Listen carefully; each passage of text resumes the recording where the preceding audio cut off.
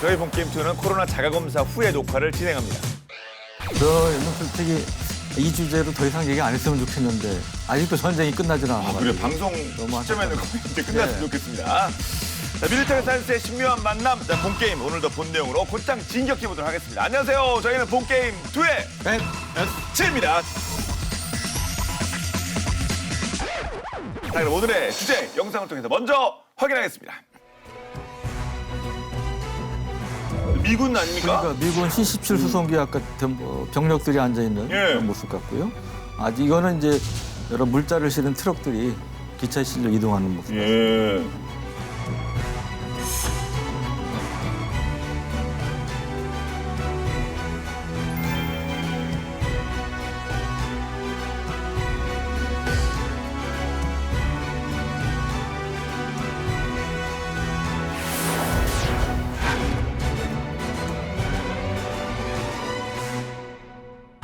자, 많은 분들, 야, 이건 주제가 뭐길래 미군이 나오지?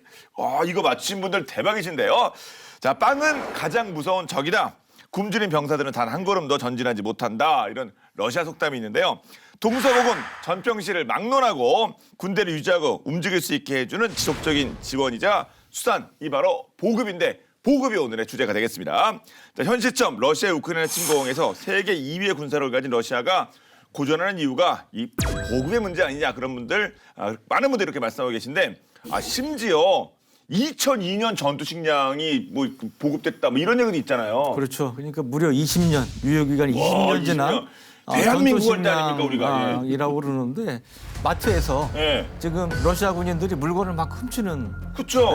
그런 모습인데요. PS에서 물건 가져가는 게 아니에요. 예, 맞습니다. 이게 이제 그 하루큐란 곳에 한 마트에 들이닥쳐서 예. 상품들을 약탈하는 그런 모습인데 당시 상황을 목격한 우크라이나 주민들에 따르면 러시아군은 그 가게에서 바로 음식을 먹었다. 급하니까 그냥 막, 급하니까 그냥 예. 허겁지겁 먹는 그런 것도 있었고 지난 며칠 동안 굶은 것 같더라. 쟁여놓을 것 같으면 그냥 가져가면 될 텐데 예. 그 자리에서 먹는 걸 보면 확실히 그렇죠. 좀 보급 문제가 있다는 게. 그렇죠. 예. 예. 그러니까 우선은 허기를 채우느라고 급급했다는 그런 얘기가 되겠죠. 예. 그리고 이제 우크라이나군이 이제 러시아군 통신감청을 계속하지 않겠습니까? 근데 거기에서도 이 보급 문제가 좀 간파가 됐다는데 뭐 병사들이 막 울부짖는 뭐 이제 그런 것도 들렸다고 그러고요. 우리는 사흘 동안 여기 있었는데 음식과 연료는 대체 언제 도착하느냐? 뭐 그렇게 막 하소연하고 울부짖는 그런 내용들. 예. 그다음에 상부에 이제 항의하는 그런 것도 있었다고 그러고요. 어느 정도 상황이었냐면 러시아군이 너무 굶주려 가지고 개를 잡아먹었다는 그런 얘기까지 나왔다고 그럽니다. 개를요? 이거는 예. 외국 사람들 입장에서는 와 진짜 심각하구나라가 바로 그렇죠. 서방 들어오는, 세계 예. 사람들은 사실 개를 개에서는 먹어? 별로 또 지나가는 개를 이렇게 잡아서 먹었다는 얘기니까. 예. 그렇겠죠. 예. 야. 아니 뭐 게임 쪽에서도 뭐 스타크래프트는 뭐 미네랄 그리고 뭐 리그 오브 레전드는 뭐 CS 이런 보급이 가장 중요하다, 그런 그 전투 중계에 자주 쓰는 멘트인데 이 보급으로 승패, 전쟁의 승패가 이게 나뉜 적도 꽤 많죠. 그렇죠. 사실 삼국지를 봐도요. 예. 그 툭하면 그 군량과 마초를 불태운다 저게. 아, 그렇죠. 어릴 땐 마초가 뭔가 있어요. 연료죠, 연료. 말해주는 풀이니까. 그렇군요. 그러니까 식량하고 연료거든요. 예, 마초가 그 마초가 아니죠. 이게 이거 아니죠. 예, 이거. 그 장군 마초 아니고. 그러니까 유류 저장고를 태운 거예요. 그러니까요. 얘기하면. 그러네요. 정말 많이 나오는데 또 최근으로 보면은 이제 1812년에 이제 나폴레옹의 러시아 원정 때 보급 문제가 생겨가지고 이제 병력 45만 명 중에 1만 명만 살아남고 44만 명을 잃었다는 그런 상황도 있었고 거의 전멸 수준이네요. 완전히 전멸이죠 사실. 예. 그리고 2차 대전 때 우리 유명했던 거 사막의 여우 롬멜 장군 있잖아요. 이분도 그렇게 잘 싸우셨는데 결국은 이제 군수 지원 부족 때문에 패배를 하게 되고 또 멀리 볼 것도 없이 우리 그 6.25 전쟁 때 낙동강 전선에서 이제 아군이 버텼잖아요. 그게 굉장히 중요한 상황이었는데 그때도 이제 북한군 보급선이 엄청 길게 형성이 되다 보니까 그걸 이제 차단하는 작전이 성공을 거둔 거거든요. 그때 이제 부산항으로는 유해 물자가 들어왔고 반대 상황이 된 거죠. 그래서 1950년 9월 초순에는 병력은 2대1, 화력은 10대1, 전차 5대1 이렇게 아군이 우세한 상태에서 저쪽은 보급마저 끊기니까 사실 굉장히 그런 면에서 도움을 많이 받은 것이고 현대전을 보면은 철도, 도로, 뭐 항공, 해운 모든 가능한 수단을 동원해서 어떻게든 아군의 보급로를 확보를 하고 또 적의 보급로를 차단하는 게 승패의 관건이 된 것 같아요. 네. 뭐 잠시 후에 뭐 철도, 도로, 항공, 해운 그 말씀 자세히 드릴 텐데 지금 딱 맞는 말씀입니다. 제가 그 오프닝 때 빵은 가장 무서운 적이다 이 말씀 드렸는데 이게 러시아 속담이어가지고 더 이게 참 이게 아이러니한데 이게 지금 어떤 장면입니까? 이게 아주 유명한 사진인데요. 그 2월 28일 날 공개된 위성 사진인데 그때 러시아군 기갑 차량이 무려 64km를 우와. 이렇게 늘어서 있었다고 그럽니다. 이게 64km 간 거예요 앞뒤로 예, 해서. 그렇죠. 예. 우와. 이렇게 늘어서 있으면 사실은 이거는 공수배는 그야말로 속된 말로 밥이죠. 딱 걸린 거 아닙니까, 이게? 엄청 취약한 거죠. 자살행위 비슷한 건데 도대체 왜 이런 상황이 벌어졌을까? 결국 이게 이제 보급 문제 때문이었다는 거죠. 그렇군요. 당시 아시지만 러시아가 개전 초기에 세 개 방면으로 침공하지 않았습니까? 북부, 남부 뭐 이렇게 해가지고. 그런데 이제 이렇게 전면적인 침공을 하면 우크라이나 군이나 정부가 금방 와야 될 걸로. 그래서 젤렌스키가 하야하고 그다음에 친러시아 정권이 수립될 걸로 기대를 한 거죠. 근데 이게 바로 이제 푸틴의 대표적인 오판이었다는 거죠. 아시다시피 젤렌스키 대통령을 비롯해서 우크라이나 정부, 군, 국민들이 이제 결사적인 항전하면서 전쟁이 예상보다 지금 길어지고 있죠. 네. 이제 그러다 보니까 자연스럽게 여러 가지 이제 병참 보급 문제가 이제 생기고 있는 건데 특히 러시아군의 이제 보급 패턴을 보면 보통 이제 48시간 또는 72시간 그러니까 2, 3일. 2, 3일마다 이제 보급을 받는 그런 이제 패턴인데 근데 이제 초기에 이제 러시아군이 키이우 수도 키이우의 27km 지점까지 접근을 다 해놓고도 결국은 멈춰섰고 이제 철수하는다는 얘기들이 나오고 있는데 여기에는 결국 이제 식량 문제, 연료 문제, 기타 뭐 이제 부품 문제 이런 이제 보급 문제가 불거졌기 때문인 것으로 판단이 됩니다. 네. 러시아의 뭐 대대 전술단 중심 편성 이거 뭐 그 지난 시간에 저희가 언급했습니다만 네. 요것도 또 그 보급이랑 또 이거 잘 안 맞는다면서요? 그렇죠. 우리가 지난 시간에 자세히 다뤘지만 예. 이 대대 전술단이라는 게 그야말로 이 지역적인 분쟁에 맞춰서 맞춘 특수임무단인데 작게 이렇게 하다 보니까 이제 보급 문제 특히 이제 심각한 허점이 이제 드러났죠. 예, 보통 대대 전술단이 이제 600에서 800명, 이제 1000명 정도까지 이제 구성이 되는데 이 중에 이제 150명 정도가 이제 지원 부대 병력이라고 해요. 이 돈바스 같은 경우는 원래 전투 강도가 강하지 않죠. 왜냐하면 거기가 원래 이제 친러시아 세력들이 우호적이죠. 예, 상대적으로. 잡고 있으니까 그러다 보니까 이제 보급 정비 이런 것들도 일부 지원까지 받을 수 있는 이런 상황이었는데 우크라이나 안에 들어가서는 이 보급 지원을 기대할 수가 없지 않습니까? 그렇죠. 적진인데. 예. 그러니까 오히려 뭐 엄청 공격을 받고 있는 이제 그런 이제 상황이다 보니까 대대 전술단이 본질적인 한계를 노출할 수밖에 없는 이제 상황인데요.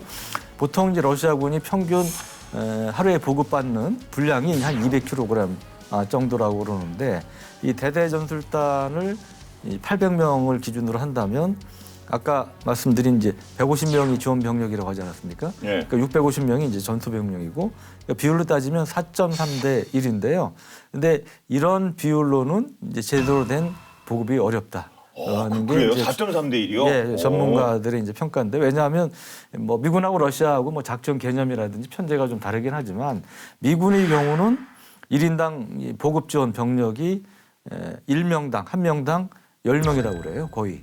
1대 10? 거의 1대 10이라고 그래요. 그 그러니까 아티스트예요? 아니, 네. 군인 한 명에 10명의 보급 관련이에요? 미군이 그러니까 얼마만큼 이 보급이라든 지원을 중시하는지 예. 뭐 여기에는 기술자, 의료진, 엔지니어, 트럭, 운전사, 요리사 뭐 이런 각 부분별로 다 이제 지원 병력들이 있으니까 정말 우리 속담 말로 이제 빵빵하게 지원받는 상태에서 전투를 여유 있게 할 수가 있는 거죠. 와, 현재 러시아가 4.3대 1인데 미군은 1대 10이다.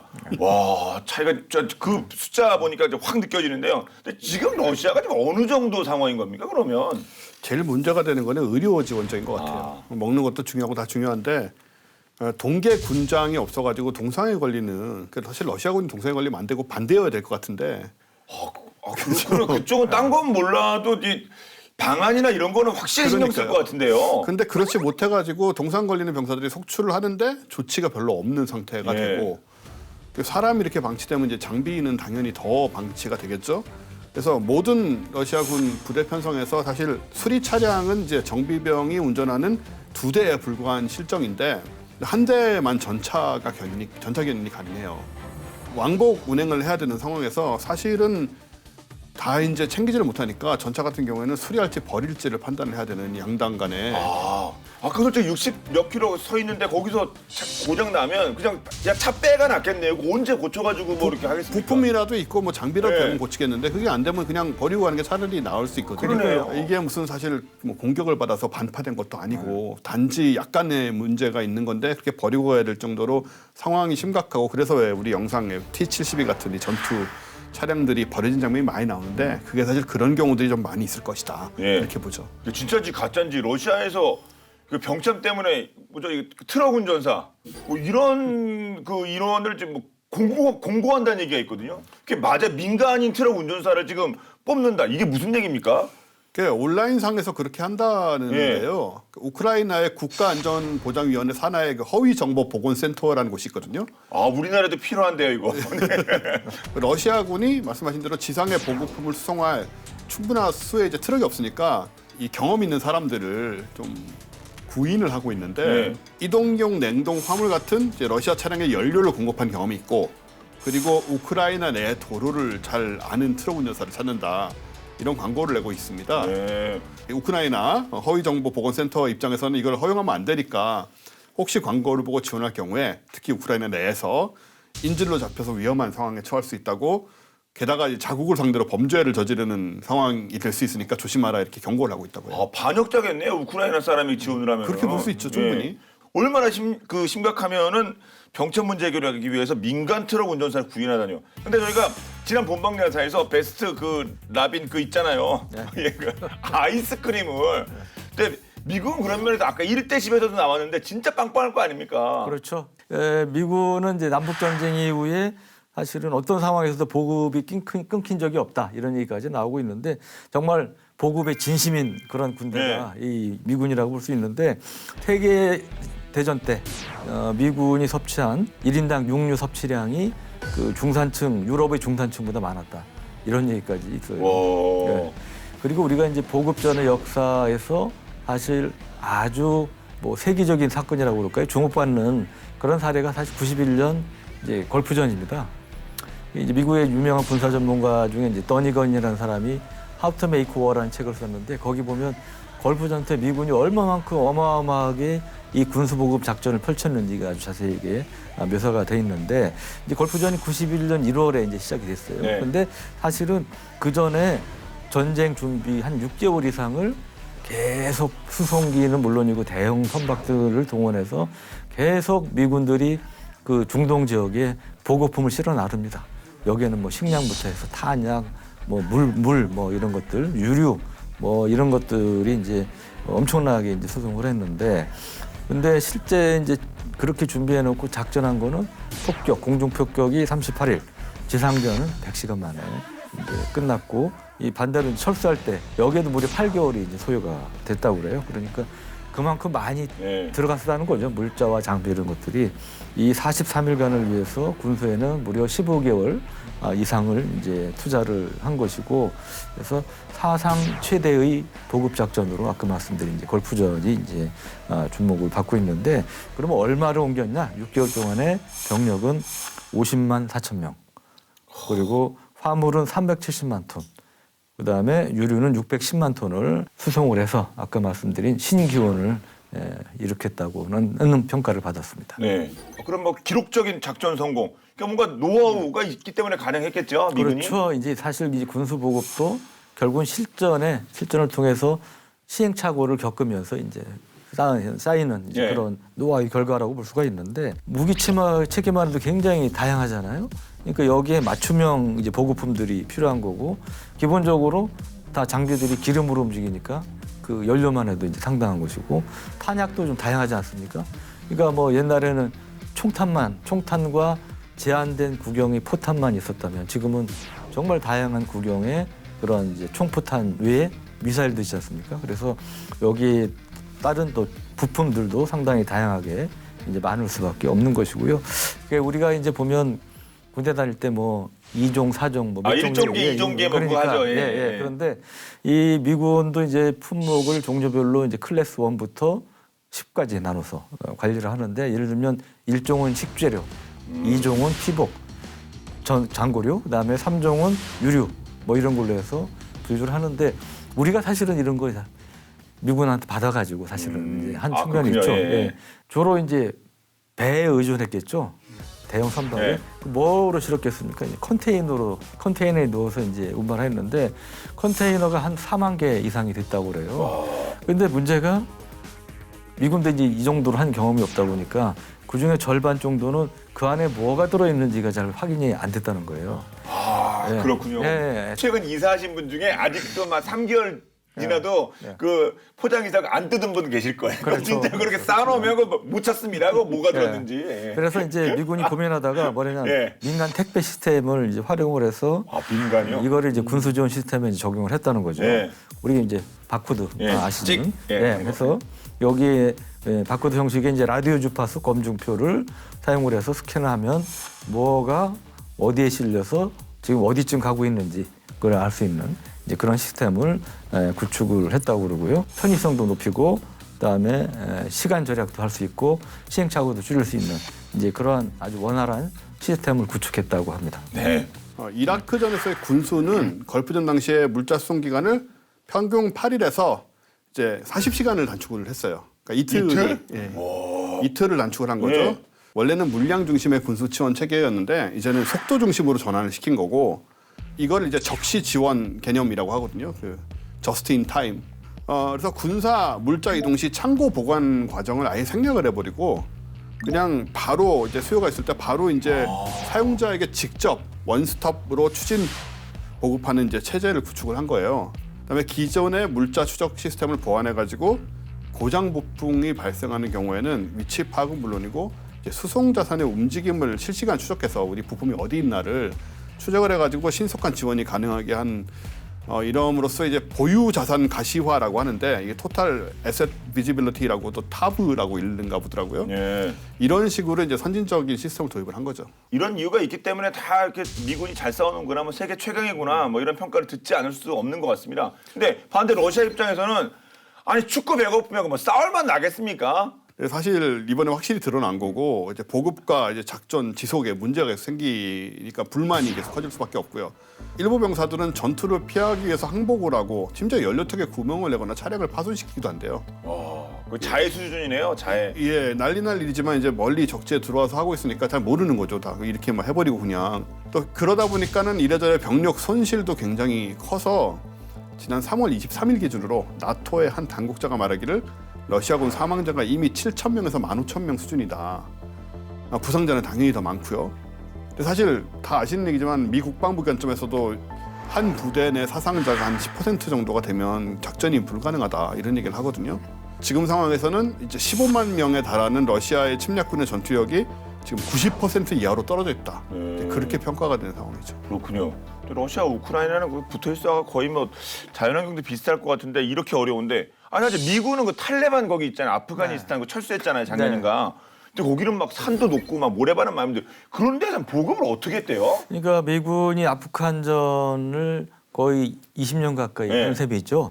일단 무기 탄약 보급 기본적으로 항공편을 이제 많이 이용했다고 그래요. 왜냐하면 육로의 경우 이제 그 공격 가능성이 많기 때문에 그렇죠. 불안정해서. 근데 문제가 당연히 육로보다 비싸죠. 어느 정도 비싸냐? 무려 10배 가까이 비싸다고 그래요. 그러다 보니까 이제 뭐냐면 중요도가 상대적으로 떨어지는 이거 식량 등 기타 부고품은 육로를 주로 이제 활용을 했다는데 물은 굉장히 필수적이잖아요. 그러니까 물의 경우를 예를 들면 아프간 주둔 미군에 공급된 그 페트병 식수가 6개월간 무려 757만 리터였다고 그래요. 이거를 이제 공급하는 비용이 병당 한 1.5에서 2달러였다고 그럽니다. 그러니까 우리 돈으로 1,700원에서 한 2,300원 정도인데 뭐 알프스 지역의 청정구역에서 뭐 이렇게 나온 좋은 물이어서 이게 애비 뭐 그런 거 아니랍니까? 비쌌던 게 아니고 그냥 주변 지역에 뭐 이제 카불 근처에 뭐 생수 공장이나 아니면 그 인근 우즈베키스탄 또는 이제 타지키스탄 이런 지역 또는 이제 심지어 뭐 사막 국가의 UAE, 아랍에미리트 연합의 생수 공장에서 생산된 그런 것들이었다고 그래요. 예. 솔직히 여기도 보면 생수 만드는 그 비용은 얼마 안 들 텐데 이게 중간에 안전하게 수송하는데 그거 다 돈일 거 아니에요. 누가 그렇죠. 뭐 지키기도 하고 뭐 그럴 텐데 다 그렇게 되는 거죠. 보안 비용이라고 해야 될까요? 맞습니다. 일종의 시큐리티 예. 코스트라고 볼 수 있는데 육로로 수송할 경우 이제 파키스탄에서 이제 트럭으로 이제 수송을 하게 되는데 그 파키스탄 북부 지역도 굉장히 험준한 산악 지역이 예. 많습니다. 그래서 여기 또 탈레반도 많이 이제 활동하는 지역이고 그러니까 당연히 습격당하는 일이 많고 그만큼 리스크가 이제 큰 거죠. 이제 현지 민간 보안회사 우리 이제 PMC라는 거 있죠.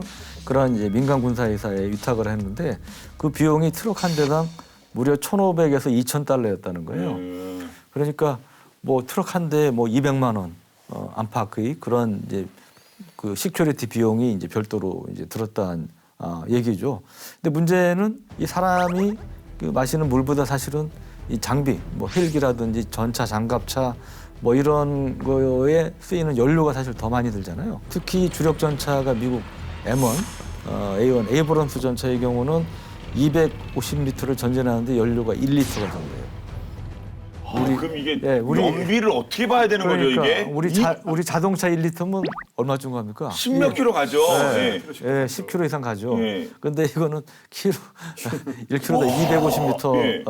정도밖에 못 간다니까 250. 거의 뭐 유조차를 달고 운행을 해야 된다 이런 얘기까지 나올 정도였다고 그러니까요. 이때 이제 같은 기간에 그 미군이 아프간으로 실어 날린 연료량이 8억 9,700만 리터에 달했다고 그래요. 그러니까 이거는 그 아까 말씀드린 식수량이 무려 120배에 달하는 예. 이런 이제 규모였다고 하고요.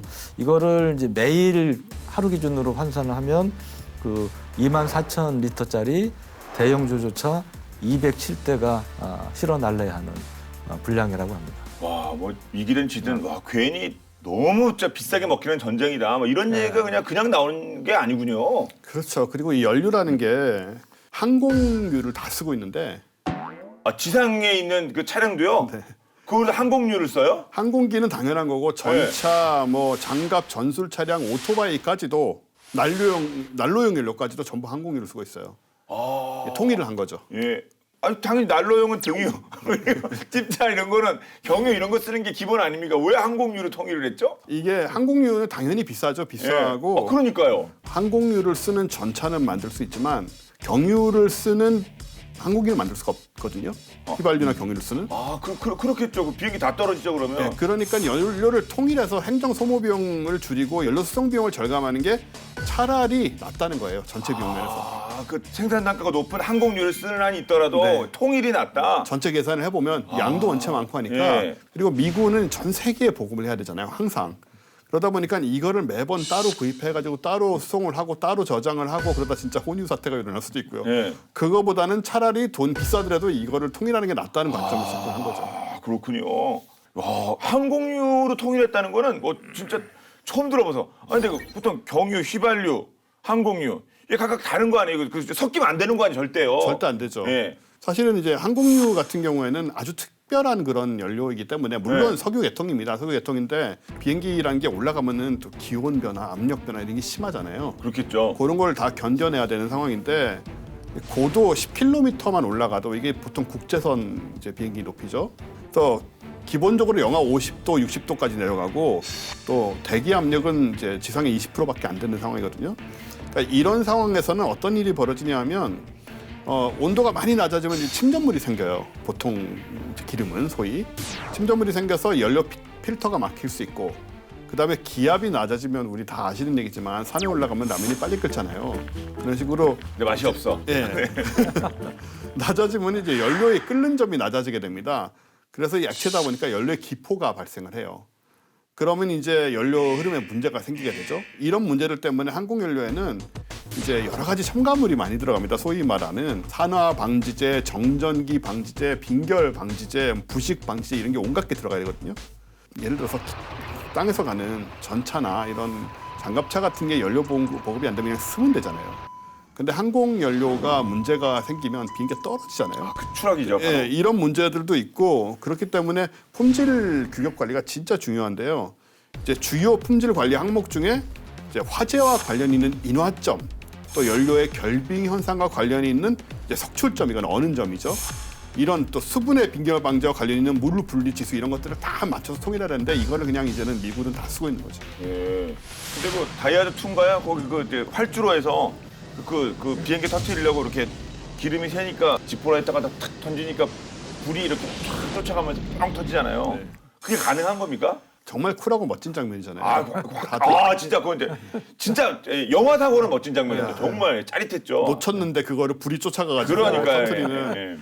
맥가이버가 봤으면 기겁을 했을 장면인데 맥가이버는 이과죠. 맥가이버는 알거든요. 이거 맥가이버 아는구나. 예. 실제로 그런 행동을 했다면 그 라이터가 속절없이 젖어 꺼지면서 망연자실하게 되는 상황이죠. 피식. 네, 아무것도 되지 않고 일단은 항공유는 불이 안 붙습니다. 잘. 오히려 안 붙어요. 섬세하니까 더 잘 붙을 것 같은데 그게 아니군요. 잘 안 붙고요. 그래서 라이터나 성냥을 아무리 해봤자 불이 꺼져버리고요. 오히려 그래서 인화점이 높기 때문에 상대적으로 한마디로 열을 많이 높인 열을 이제 강하게 가해줘야 불이 붙지. 그런 식으로 열을 많이 받아야 되는군요. 예. 네. 자, 이렇게 보급의 진심인 자, 미군의 2차 세계대전 당시 최악의 보급품이다라는 타이틀이 붙게 된 비상식량이 있다고 합니다. 무엇일지 뭐지? 최악의 보급품이 본방대학에서 알아봤습니다. 함께 보시죠.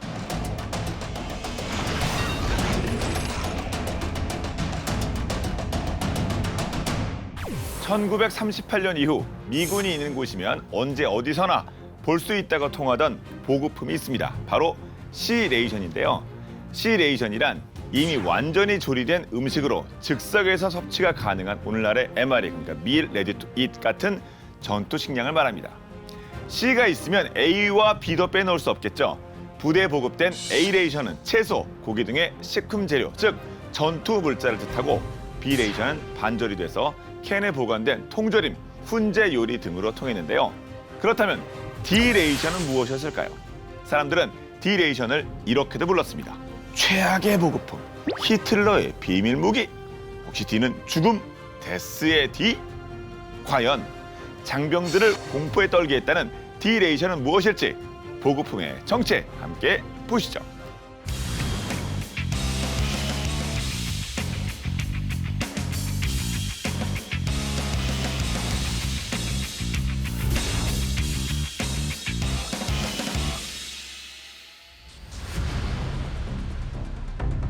전장에서 총탄만큼이나 두려운 적, 바로 굶주림인데요. 이 무시무시한 녀석과의 싸움에 대비해 장병들은 생존율을 높일 비상식량을 지참하곤 했습니다. 그중 제2차 세계대전 당시 미군에 보급됐던 초콜릿은 배를 채우는 음식보다는 고단한 하루를 마무리하는 후식, 또 위급한 상황에서 생명을 연장할 수 있는 생존 식량으로 사랑받았죠. 그런데 한 가지, 이 맛있는 보급품은 치명적 단점이 있었습니다. 한 입 베물면 달달한 극락의 맛이 입안에서 소용돌이치니 비상식량으로 지니기엔 너무나 유혹적이었던 것. 모름지기 생존식량이니 아껴서 꼭 필요한 순간에 먹어야 하잖아요. 하지만 계속해서 손이 가는 그런 맛이었기 때문에 대부분의 장병들은 건들지 말아야 할 여분의 초콜릿까지 먹어치웠고 위기의 순간 공경에 빠지곤 했는데요. 이대로 지켜볼 수만은 없다. 문제를 해결하기 위해 미 육군 소속의 병참 장교였던 폴 로건은 초콜릿 군납 업체였던 허쉬사를 찾아갔습니다. 그리곤 장병들의 초콜릿 과식을 막을 맛없는 초콜릿을 만들어달라 요구하기 시작했죠. 기존 초콜릿의 문제점은 크게 두 가지였는데요. 첫째, 지나치게 맛있다. 둘째, 날이 더우면 녹아내린다. 그래서 로건 대령은 허쉬사의 관계자들에게 이렇게 요구했습니다. 딱딱하게 굳은 삶은 감자보다 약간만 더 나은 맛이면 된다. 그리고 휴대가 간편해야 하니 무게는 4온스, 즉 113g을 넘지 않아야 하고 녹아서도 안 되는 내열 초콜릿이어야 하니까 또 먹고 힘이 나야 하니 열량이 1800칼로리는 넘어야 한다. 영화 찰리와 초콜릿 공장의 사장님인 윌리 원카 씨가 들으면 이게 무슨 초콜릿? 이냐며 크게 분노할 것 같은데요. 듣도 보도 못한 로건 대령의 요구에 허쉬사 관계자들도 난색을 피했습니다. 그러나 초콜릿에 한몸 내던진 프로 개발자들답게 이들은 곧바로 개발 논의에 들어갔죠. 그리하여 모든 요구가 짬뽕된 호단물 생존용 구명 초콜릿인 디레이션이 탄생했는데요. 지금까지 이런 초콜릿은 없었다. 다크 초콜릿과 유사한 형태의 디레이션은 카카오 함량을 기존 초콜릿보다 훨씬 높였고 여기에 오트밀과 탈지 우유, 인공 색소 그리고 비타민 B1을 첨가했습니다. 맛으로 보나 생김으로 보나 음식이라기보다는 빨래 비누와 가까웠다는데요. 그러나 의뢰자인 로건 대령은 결과물에 크게 만족했습니다. 그리고 즉시 4천만 개의 분량을 생산해 군에 보급할 것을 명령했죠. 하지만 이를 받아든 장병들은 아연실세, 이 해괴한 보급품의 생김에 한 번 놀라고 그 맛에 2번 놀랐습니다. 오죽하면 히틀러가 제조한 비밀 무기란 별명이 생겼겠어요. 어느새 장병들의 사랑을 독차지하던 최고의 보급품 초콜릿은 부대 내 모두가 기피하는 최악의 보급품으로 자리하게 됐죠. 상황이 이러하니 병사들 사이에서는 불만의 목소리가 높아져만 갔습니다. 물론 어지간해선 손이 가지 않으니 생존식품으로서의 역할은 충분히 해냈는데요. 화야흐로 1942년 미얀마 전선 당시 아열대 기후인 낯선 풍토에 미 장병들과 연합군은 곤욕을 치르곤 했습니다. 바로 이질 때문이었죠. 이질은 설사를 유발하는 병이었기 때문에 식량을 섭취하는 족적 배설하기 바빴습니다. 때문에 병사들은 식품의 영양소와 전해질을 전혀 공급받을 수 없었는데요. 그렇다고 전장 한가운데서 수액을 맞을 수 없는 노릇이니 그렇게 고민이 깊어만 가던 때 등장한 의외의 구원투수가 바로 초콜릿이었습니다. 설사병에 시달린 병사들은 디레이션을 탄 물을 단체로 마시며 생명줄을 부여잡았죠. 대체 어떻게 초콜릿이 환자식이 될 수 있었을까요? 디레이션은 일반 초콜릿보다 카카오 함량이 높다고 말씀드렸는데요. 과거 카카오 콩을 잘게 부수어 물에 녹여 만든 초콜라토르라는 음료는 원기 회복에 효과적이어서 약처럼 음용하곤 했습니다. 이는 카카오의 효능 때문이었는데요. 그런데 초콜라토르와 유사한 것이 디레이션을 탄 물이었죠. 그리하여 미 부대는 디레이션 덕에 질병의 위기를 이겨낼 수 있었습니다.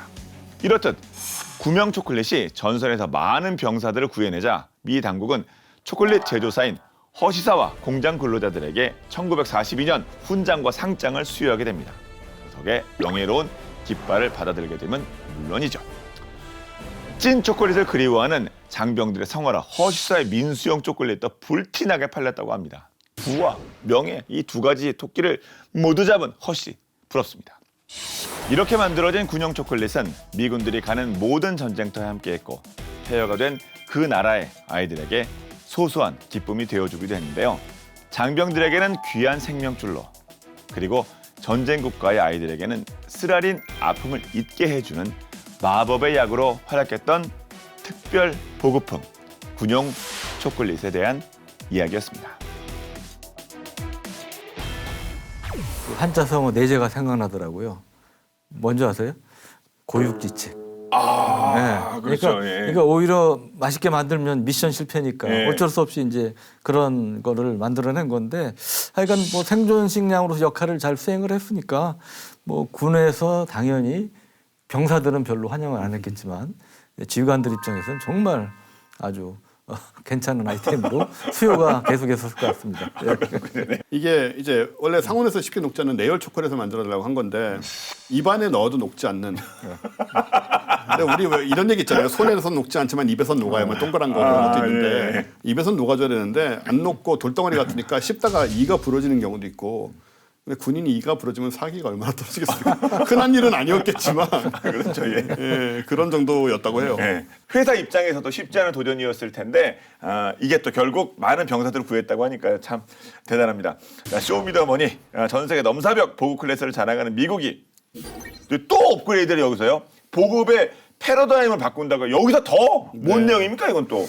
들어보시면 좀 엄청난데요. 전 세계 어느 지역이든 1시간 내에 100톤의 화물을 수송할 수 있는 1시간 내요? 1시간 내에 100톤을 옮길 수 있다는 게 말이 안 되잖아요. 지금 물류기지가 얼마나 많아야 되는 겁니까 그러면? 뭐 업체에서 로켓 배송 얘기를 하는데 네. 이것은 진짜 로켓 배송입니다.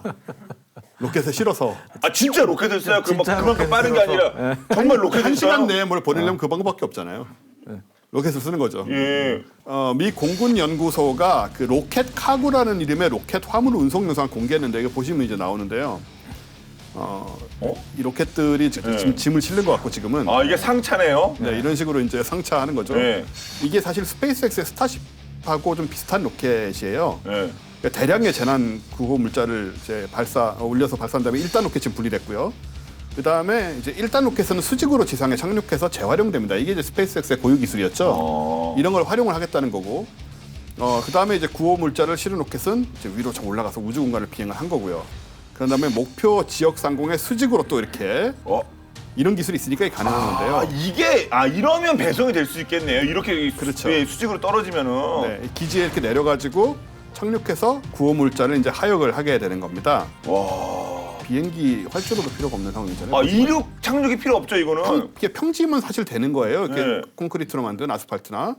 요건 이제 사실 까다로운 지형에 착륙시키는데 기술 개발이 초점이 맞춰져 있고 그게 가능한 부분이고 헬기 착륙장 정도만 돼도. 네.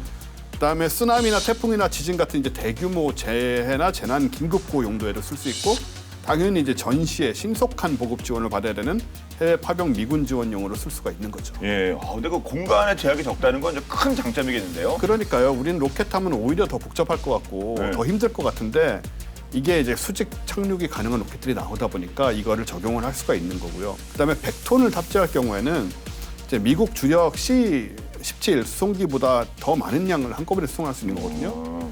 속도는 수송기보다 20배 이상 빠르고요. 착륙 지형이 교전 중에서 위험하면 공중에서 이제 낙하산 실어가지고 늘 하듯이 그렇게 투하할 수도 있고 그리고 옛날 같으면 이게 돈이 들어서 절대로 할 수가 없는데 지금은 보신 것처럼 1단 로켓도 재활용되고 실제로 화물을 갖다 준 로켓도 재활용을 할 수가 있기 때문에 훨씬 이제 비용을 줄일 수가 있는 거고요. 이게 이제 스페이스X가 재활용 로켓 개발에 성공을 하니까 미 공군도 이제 이런 기술을 이제 쓰자 이런 아이디어를 좀 현실화하는 단계까지 온 거죠. 그래서 미 공군이 작년 5월 말에 이 로켓 카고 프로젝트를 최우선 개발 과제로 선정을 했고, 그래서 4,790만 달러의 연구 자금을 이제 신청을 한 상태고요. 첫 시험 비행 일자 같은 게 예정되지는 않았지만 먼 미래가 아닌 그 비교적 가까운 미래 이걸 볼 수 있을 것 같아요. 그렇군요. 보급의 패러다임이 바뀔 것도 같은데, 이건 뭐 좀 미래 얘기고, 우크라이나 러시아 상황을 다시 돌아가 보면 우크라이나군이 한 10일 정도의 군수 물자로 이번 전쟁을 시작한 것으로 전해졌는데 러시아의 보급상을 오히려 역으로 잘 이용해서 지금 선전하고 있다. 이건 또 어떤 의미를 가진 얘기입니까? 네, 그러니까 우크라이나군이 전반적으로 전력에서는 절대적으로 열세 아닙니까? 그렇겠죠. 그러니까 러시아군과의 이제 전면전은 이제 피하면서 주요 도시를 거점 삼아서 전쟁을 하고 있는 거죠. 우리가 전에도 좀 얘기했었는데 원래 이제 도시는 병력을 삼키는 늪이다. 그러니까 이제 도시적으로 끌어들일 경우 시가전을 벌일 경우 이제 우크라이나군이 좀 더 유리해지는 그런 상황인데 그런 도시를 거점으로 해서 대응을 하는 거고요. 그리고 이제 러시아군이 아무래도 내륙으로 진격할수록 한 100에서 예를 들어 300km 정도 진격을 하면 보급선이 그만큼 길어지잖아요. 그러니까 우크라이나군이 이렇게 길어진 러시아군의 기동 보급로의 중간중간 마디마디 허리를 끊는 이러한 이제 전략을 이제 쓰고 있는 것이고 이에 따라서 우크라이나 중심 깊숙이 들어와 있는 러시아의 대대 전술단이 탄약, 식량, 연료 이런 것들에 이제 상당히 보급에 어려움을 겪고 있다는 것이죠. 그리고 또 하나가 이제 우리가 이제 주목해 봐야 될 게 러시아 이제 북부에 벨라루스하고 있지 않습니까? 그게 네. 이제 러시아 우호적인 국가고 훈련도 같이 하고 지금 여러 이제 지원도 이제 하고 있는데 여기가 이제 일종의 러시아군의 병참 보급 기지가 되고 있는 겁니다. 그 역할을 많이 하고 있는데 벨라루스 이제 철도 근로자들이 러시아군 장비를 실은 장비와 보급품을 실은 열차들이 우크라이나로 향할 수 없게끔 일종의 이제 철도 사보타주라는 거는 이제 파괴하거나 뭐 고의로 지연하는 걸 얘기하는 거 아닙니까? 이런 것들을 이제 광범위하게 벌였다고 합니다. 네. 여기 보면 이거는 이제 보급품을 실은 트럭들, 그다음에 트럭이 이제 열차에 실려서 이제 이동하는 이제 그런 모습들인데 벨라루스 철도 근로자들이 사보타주로 해서 이제 지원시킨 그런 역할을 했고 그러다 보니까 우크라이나하고 벨라루스를 연결하고 있는 철도가 이제 제 역할을 못 하고 있다고 이제 하고요. 그리한 이제 벨라루스 근로자들이 일종의 철도 전쟁이 사실은 러시아군의 승리를 저지하는데 상당히 보이지 않는 역할을 이제 한다는 것이죠. 그리고 이제 우크라이나 해군도 지난달 3월 23일에 우크라이나 남동부의 항구 도시 그 베르단스크 인근에서 러시아군의 이제 대형 상륙함, 우리가 이제 LST급 전차 상륙함급이라고 이제 알려져 있는데 오르스크를 우크라이나 해군이 이제 파괴를 했다고 그러는데 이 오르스크는 이제 베르단스크 항에 처음으로 입항한 러시아 이제 함정이었다는데 여기에는 전차 20대 또는 약 40대의 장갑차를 실을 수 있는 그런 능력이 있고요. 근데 이날 이제 지난 3월 23일 날 선박 두 척하고 3,000톤의 연료 탱크까지 같이 이제 침몰을 했다고 그래요. 그래서 가뜩이나 이제 러시아군이 연료 식량 부족에 시달리고 있는데 더 이제 힘들어지는 상황이 됐다고 합니다. 네. 우크라이나도 러시아에 보급을 했었는데 사실 보급이 중요한데 마찬가지 아니겠습니까? 아무리 뭐 우크라이나는 그 본인 땅에서 싸운다고 하더라도 러시아도 역시 똑같은 작전을 할 거 아닙니까? 특히 이제 3월 26일 기준으로 조 바이든 미국 대통령이 폴란드 수도 바르샤바에 머물고 있는 상황인데 여기서 불과 72km 떨어진 굉장히 가까운 거죠. 우크라이나 서부 도시 리비우를 집중 공격을 러시아가 하게 됩니다. 미국 대통령도 가 있고 그 옆에는 뭐 폴란드 뭐 이렇게 해서 다른 나라 아닙니까? 다른 나라죠. 이거 잘못 건드렸다가 이거 지금 뭐 확전되는 거 아니에요? 그러니까 그 정도로 뭔가 좀 상황이 어렵다고 생각을 하는 것 같은데 네. 사실 리비우가 지금 서방에서 지원하는 무기하고 온갖 물자가 모이는 요충지거든요. 이제 한국을 포함해서 각국 대사관도 그쪽으로 지금 피신해 있는 상황인데 그래서 외신들은 이제 러시아군의 의도가 폴란드 국경을 통해서 서방의 무기가 지원되는 거를 이제 위협을 하겠다. 우리가 가만히 있지 않겠다. 이런 메시지를 지금 보내고 있다. 약간 위험한 행동을 하는 거죠. 예. 그래서 얼마나 급한지 무슨 뭐 중국의 지원을 요청했다 이런 얘기까지 나오고 있는 세계 2위 군사력이 러시아인데 이제 우리 얘기 좀 해보죠. 우리의 이 보급 이 수준은 어느 정도입니까? 보급 우리 군수품이 예. 뭐 육군만 해도 뭐 10에서 20만 가지 이상이 된다고 그래요. 그러니까 엄청난데 그 나름 이제 현대화 노력을 이제 하고 있습니다. 일찍부터 이제 바코드라든지 PDA를 활용한 군수품 현장 관리 자동화 체계를 이제 구축해서 운용을 하고 있다고 하고요. 예, 그리고 또 하나는 요즘 우리 군에서 적극적으로 다양한 드론을 도입을 하고 있는데 그 중에 하나가 화물 수송용 운반용 이제 드론인데 그 2018년 5월에 국방부에서 국방개혁 2.0 계획의 하나로 군수지원 역량 강화와 효율성 향상을 위한 방안을 발표를 했는데요. 여기 이 내용이 뭐냐면 2024년부터 평시에 지상으로 접근하기 힘든 격오지라든지 고립부대에 대한 보급 그리고 전시 보급에 드론을 사용을 하겠다 이런 계획을 이제 발표를 했는데 이 겨울 추워지기 앞서서 치누크에 이렇게 둥그런 네. 유류통 달아가지고 이렇게 산 위로 올리는 그런 모습들이 공개가 되는데 지금 이제 그런 식으로 이제 격오지에 대한 이제 보급을 하고 있는데 이게 치누크만 해도 엄청 덩치가 크잖아요. 네. 그리고 이제 뭐 기름값 등 이제 운영비도 많이 들고 그래서 이러한 이제 드론을 활용하면 이러한 이제 단점 특히 크니까 이제 적에게 격추될 수도 있는데 그런 것을 이제 보완할 수 있다는 이제 그런 장점이 있는데요.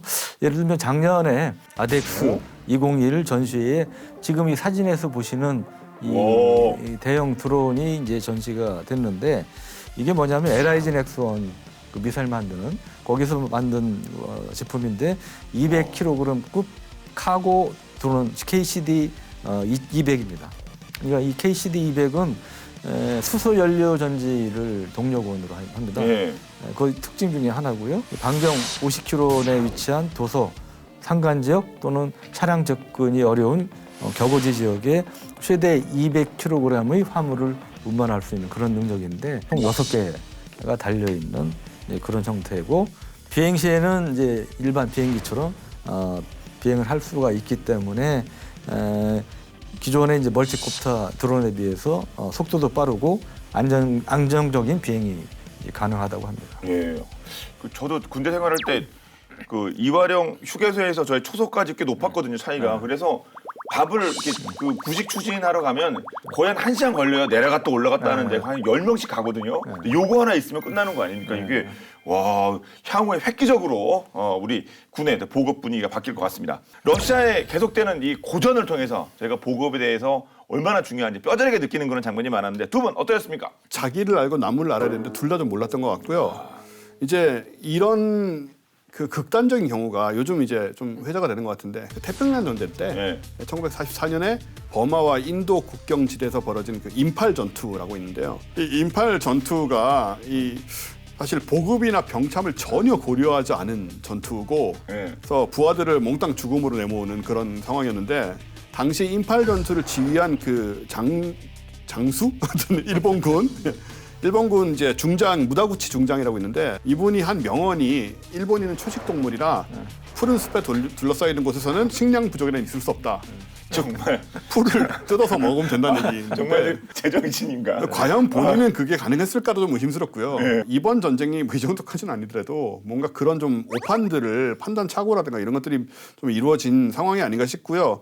그래서 앞으로 사실은 수십 년 동안 전 세계의 그 보급 계획 담당자들이 좀 타산지석의 교훈으로 보고 배울 만한 상황이 아닌가 그렇게 생각이 됩니다. 네. 2차 대전 때 유명한 독일의 명장 롬멜 장군이 그 아프리카 전선에서 나는 훈장보다 한 방울의 기름이 더 필요하다. 이런 얘기했다고 그러는데 이런 이 정신 의식이 러시아군에는 좀 부족했던 거 아닌가 이런 생각이 듭니다. 그 미군이 이렇게 보급에 강한 것 중에 하나가 많은 실전 경험인데 우리 한국군의 경우는 사실 실전 경험이 없지 않습니까? 네. 그래서 제가 그 동티모르 하고 그다음에 이라크의 자이툰 부대 그 현장 취재도 가봤는데 그때 자이툰 부대가 준 교훈 중에 하나가 우리가 6.25 전쟁 이래 처음으로 우리 손으로 3,600명의 병력을 무려 1만 킬로 떨어진 데 보낸 겁니다. 근데 그 수송과 보급을 이제 우리 손으로 하면서 처음인 거죠. 그러다 보니까 시행착오도 겪었지만 우리 군수 보급 능력이 많이 향상이 됐어요.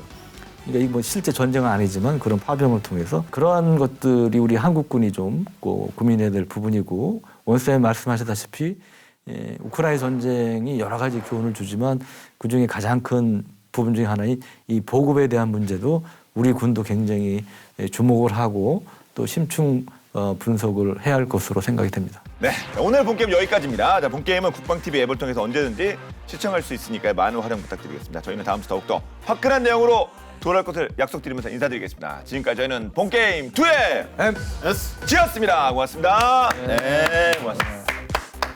와, 근데 미국은 1대 10이래요. 진짜 말씀하신 대로 진짜 아티스트 라이브 다니면 쫙 붙잖아요. 사운드 뭐 그러게요. 그러니까 2차 대전 때도 그렇고 최근 전쟁에도 보면 그것들이 계속 쌓인 거죠. 축적이.